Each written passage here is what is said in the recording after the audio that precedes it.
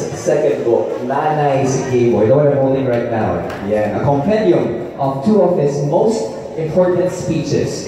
This book is exclusively sold in National Bookstore and Power Books at 395 pesos. And you can get your own copy there on and have it signed by the man of the art himself. Okay? And to formally begin today's program, please welcome one of Tito Boy's most ardent and enthusiastic supporters. He has quietly guided this worthwhile project from behind the scenes, ensuring a crossover from this literary concept to soon-to-be a blockbuster reality. Ladies and gentlemen, please welcome the head of print and digital of ABS-CBN Books. I invite you to all rise and kneel before Mr. Mark Yamor. My shoppers to be with us today. I'll just be short. Let me start with a story. It's a true story. We were wrapping up Tito Boy's first book. It's like this, last year. And in true Boy Abunda fashion, he was already telling us about his next book. Over pizza and beer, he started discussing his dissertation for his thesis and the speech he delivered at TEDx. Simply put, it was thought-provoking, like all conversations with Tito Boy tend to be. Why can't we have a gay president? It's a simple question, but other than Dr. Abunda, can you think of anyone who can ask it and be taken seriously? Only thought leaders like Boy Abunda can ask such a question. And only thought leaders like a Boy Abunda can get us to start thinking, well, why can't we have a gay president? Without fear of ridicule from people afraid of change. For his second book, Boy Abunda is sharper than ever, and with every word, we hear his voice in our heads. Everyone will agree that speeches are the perfect format for Tito Boy's words. And now, with his second book, we relive those words. Who knows, maybe the next Philippine president is here, in this crowd, searching for the right book. Kayo ba yan? And the only catalyst he needs to turn is the page of Nanay's Gayboy. Thank you, Tito Boy, for making us think. And thank you, Tito Boy, for making a book to inspire us. To everyone gathered here today, we encourage you to all buy Nanay's Gayboy book and add it to your Christmas gift list. Thank you and good afternoon.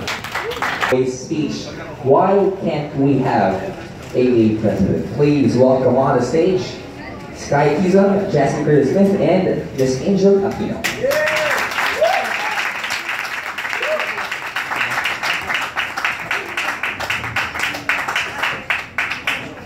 Questions about life. Now, I have another question to ask. Why can't we have a gay president? I wanted to test this question, so I spoke to some friends, acquaintances, strangers, teachers, and students, because I wanted to see how people react. How people would react to a provocative question like, why can't we have a gay president? Somebody told me, boy, I have so much respect for you. I love gays. You're just so funny. I can't imagine a world without gays. You're just the best comedians in the world, and you excel in the creative endeavors.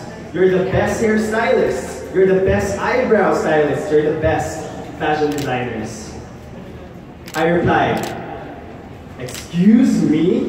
We can be many things. We can do anything. Now, I told her the story about Alan Turing, the father of computer science. He was the lead scientist that decoded the German enigma that paved the way for the victory of Great Britain against Germany in World War II. Alan Turing was a gay computer scientist. We are computer scientists. We are biologists. We are physicists. We are basketball players. We are pole dancers. We are many things, and we can do anything. Why can't we have a gay president? Let me borrow a phrase from the great Martin Luther King Jr. Because we are, and I quote, still sadly crippled by the manacles of homophobia, transphobia, discrimination, and bigotry. We can have a gay president because some people believe, and some people preach, that we are creatures lower than animals. But let me tell you, we are not creatures lower than animals. We are human beings. Now, today I ask you, why can't we have a gay president? Thank you.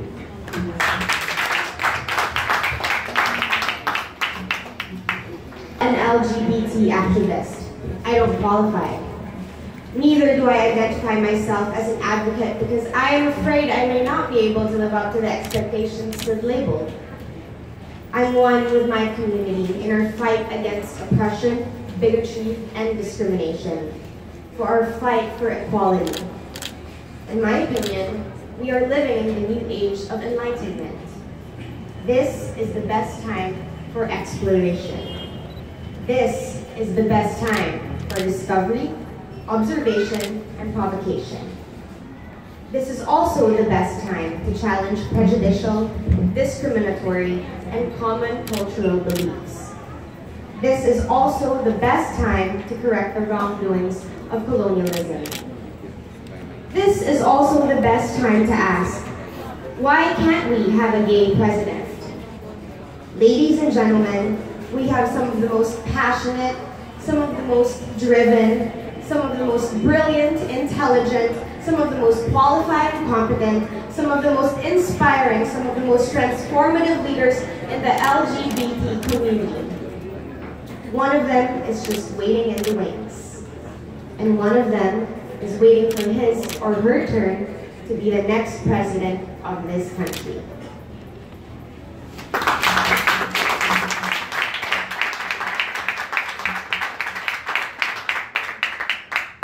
Thank you for inviting me here. Thank you so much. I feel honored. To continue that, the anti-black slavery movement inspired the women's liberation movement, the women's rights movement, and the women's suffrage movement. There was a time in our story as human beings when women were nothing and were merely second-class citizens, if not third-class citizens. Women were invisible and had no voices. They could not participate in public debates. In some cultures, they could not even walk beside their men because women were shadows and extensions of their men and their fathers. Today, women's movement against violence continues and women have become presidents and prime ministers. This country has had two women presidents, President Corazon Aquino and President Gloria Macapagal Arroyo. My argument is, if women who were shadows and who were extensions of their men and their fathers have become presidents and prime ministers, I ask you, why can't we have a gay president? I wanted to understand what makes a great president. I researched and I found the most insightful and incisive discourse written by Karl Rove, policy advisor to George W. Bush. In the discourse, Rove enumerated some traits that make a president great. And these are clarity of vision, consistency of purpose, emotional intelligence, a healthy respect for public opinion, and a great team. Nowhere in that discourse will you find that you have to be a straight man or a straight woman or LGBT to be a great president. You simply have to be a human being to be a great president. In conclusion, allow me to rephrase my question. Can we have a gay president? Yes, we can. Because like every woman, like every man in this bookstore, in this country, in this world, the presidency is our destiny. It is our birthright. Can we have a gay president? Yes. Yes, we can. Yes, we will. Yes, we must. Why do I say this with impregnable certainty? Ladies and gentlemen, two words, history and common sense. Thank you very much. Ganda. Moving, ganda talaga. And in my head, parang ako lang ba? Or feeling nararamdaman niyo parang I believe. And then the expert sa dulo, okay? And I Thank you. Ang sarap again.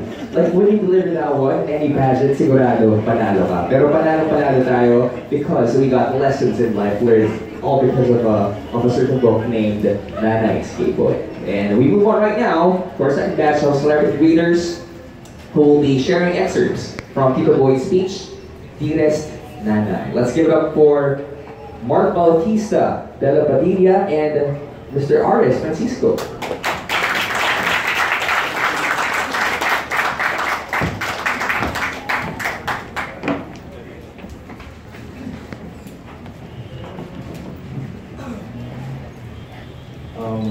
Hi everyone. Dearest Nanay, I wish you could listen to this commencement address, which is my letter to you. Speak from the heart, be clear and simple, and always be truthful. An exhortation that's not to my gut. I can almost hear you say these words now.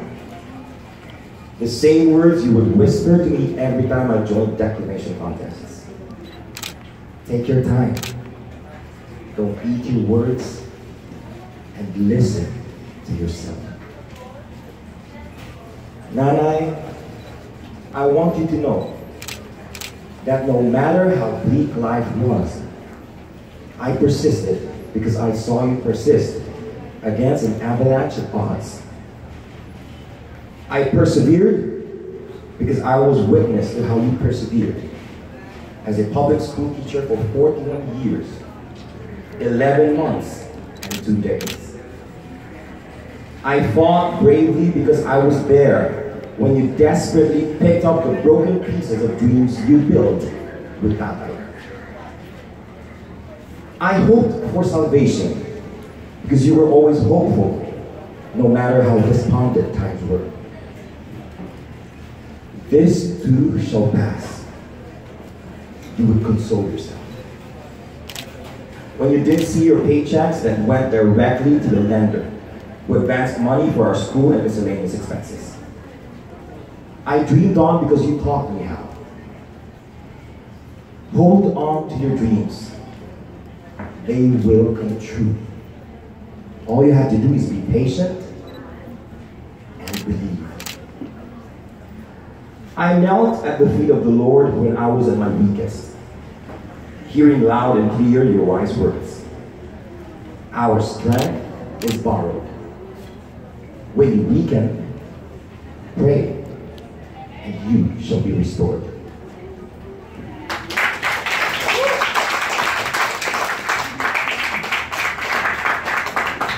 Good afternoon.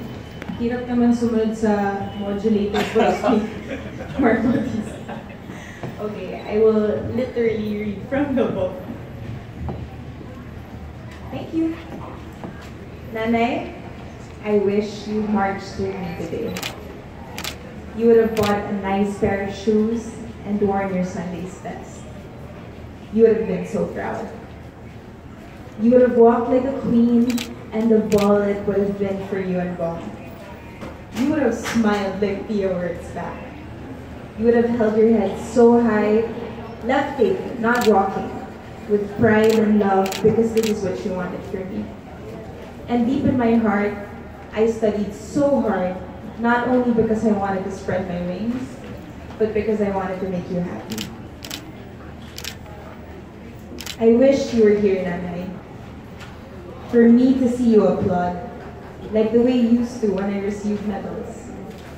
I wish you were here, Nanay, not in a bed designed like the ones they have in hospitals, or in a wheelchair that I know you detest. Because a woman of your strength is never at the mercy of such crutches. Thank you.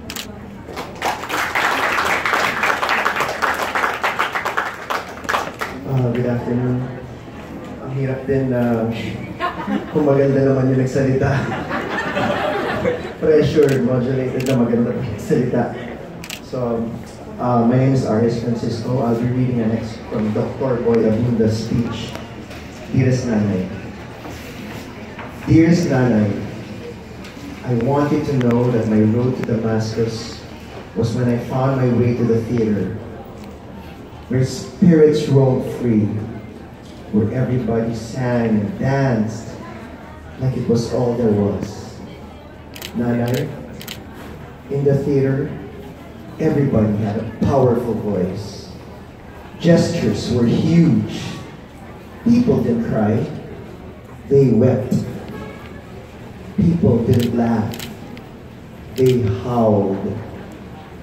The theater was a noisy, wonderful world that welcomed famished and starving gypsies like me. Nanay, I found my other home.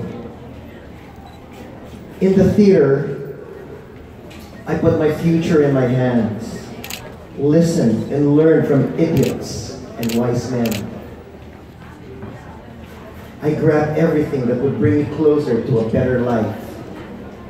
First, I entertained the delusion of being an actor. But then I discovered I was better off requesting people to stand up for the national anthem. I was also an excellent, loquacious stagehand. I spoke to everyone and everything backstage, including the props and the costumes. Nanay, thank you for reminding me that everything is ephemeral. Thank you for forgiving me for all my misdemeanors. Thank you for loving me for me, for loving me without conditions. Nanay, thank you for teaching me to value the core as it is my truth, for inculcating in me that who I am is special, that my story is one that I can be proud of. I love you, Nanay.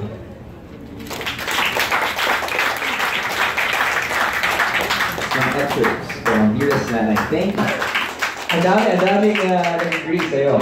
But speaking of which, speaking of Glorious, and Glorious 2, naabangan natin. It's time we meet the man of the hour. A while ago, I kid you not, 4 yung hawak kong pages for the introduction alone, and we narrowed it down because of because of the credentials that he has. Ladies and gentlemen, we got an industry veteran, one of the pillars of our profession, host, presenter, manager, author. Ladies and gentlemen, please welcome the one and only Dr. Boy Abunda. Thank you. Thank you very much. Hi, Doc. Hi. Hi. Again, congratulations. Maraming salamat. Official book launch and your book. Can you tell us what is the book all about? Nanay's Gay Boy. Nanay's Gay Boy. It's about being gay and about being boy and having a mother. Thank you, Robbie, for doing this. Well, thank you, the boy. Sky, thank you. Jasmine, thank you. Bela, thank you. You know, she has a mall tour in Laguna. Thank you, Angel. I meant it from the bottom of my heart. I want to do Glorious. Yeah. Glorious 2. And 3. Oh, wow. I want to do Glorious. Okay. Mark, thank you. RS, thank you. Thank you very much. And all our guests from Congressman Bedworth Alvarez is here, Leo Constance is here, and all our guests, maraming salamat. The action party list people are here. Maraming salamat. Okay. Okay. What is the book about? What is the book all about? 2 speeches. Yung una ay isang talumpati na akong ginawa po para sa TEDx at Bela University. The funny story about this was they wanted, sa TED kasi kailangan bago. Kailangan hindi pa nagagawa. They wanted a provocative speech. And I wanted to do, why can't we have a gay president? And it's a social development discourse kung saan po ay ginawa kung, you know, I used the women's movement, the anti-slavery movement, at marami pang iba. Hi Kylie, please welcome Kylie Versosa.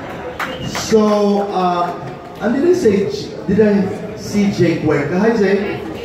Hi Jake. Jake's here. So I did Why Can't We Have a Gay President for the Ateneo de Bela University. And then I graduated with my doctoral degree. I was the commencement speaker at my own graduation. I decided to write a letter for Nanay. That's what's in the book. I'd like to thank Danton Remoto, who introduced the Why Can't We Have a Gay President, and Kiko Benitez, who's president of the Philippine Women's University, who wrote the intro for Dearest Nanay, and the back, some of the kindest words I've gotten from Mr. Rick and Lee are found in the back of the book. So that's about it. Hi. Yes. Kasi boy, a lot of us are wondering, when you talk kasi, everyone listens. Can you take us through the process of making your speeches, how you conceive things? What's inside that head? No, because I'm so connected to my core. I'm really so connected to my core. I was starting to discuss that I teach public speaking. The only way to really speak, I can't imagine, si Angel Aquino daw, ay in front of the public na kinakabahan. Oh my God, parang sa husay, di ba? Parang sa husay na artista ay hindi mo maiisip na siya ay kinakabahan. But we talk about fear, we talk about anxiety in our workshops. And one of the ways to handle it is you have to be so connected to your fear. I always say in my public speaking classes, I declare the space as a no judgment zone. You know, that nobody has the right to judge you, including yourself. At saka, iba't ibang klaseng anxiety. Fear, we define, Angel, as, I'm answering your question actually as to what comes to mind when I speak. Fear is anticipation that something wrong is going to happen. Repeating it is anxiety. So it's even more dangerous to be anxious. At iba-ibang klase ng takot. In the United States, there's a survey that found that there are more people afraid of public speaking than death. Yes. So, iba-iba ang fear. There's what you call, ang tawag nila is communication apprehension, CA, communicative apprehension. And iba-ibang sources. Una ay may tinatawag na trait anxiety, may state anxiety. Yung trait anxiety, may mga tao na pinanganak na mahiyain. So they're not inclined to speak before an audience. Meron naman trait anxiety. Ang ibig sabihin, ang frame of reference natin pag tayo nagsasalita, you're called to recite in front of the class because you're graded. So every time you're called in front to speak before people, you know that you're being observed, validated, or graded. There's another one which is called anxiety. Parang you know that someone is watching you is enough to make you afraid. So knowing these things, nilalabanan ko, di ba? I mean, knowing, when you're familiar with a space of fear, you somehow get used to it. Di ba? Pag naamoy mo yung fear ng madalas, you somehow get used to it. So, when I speak, I am free. I am free. Masyadong bukas. And there's this thing that we call fear of being late. Kasi si Bela, she's really afraid right now because she has to go to Laguna. I know. So we have to cut. I know. You have to go. That's what we're talking about. Let's say goodbye to her for now.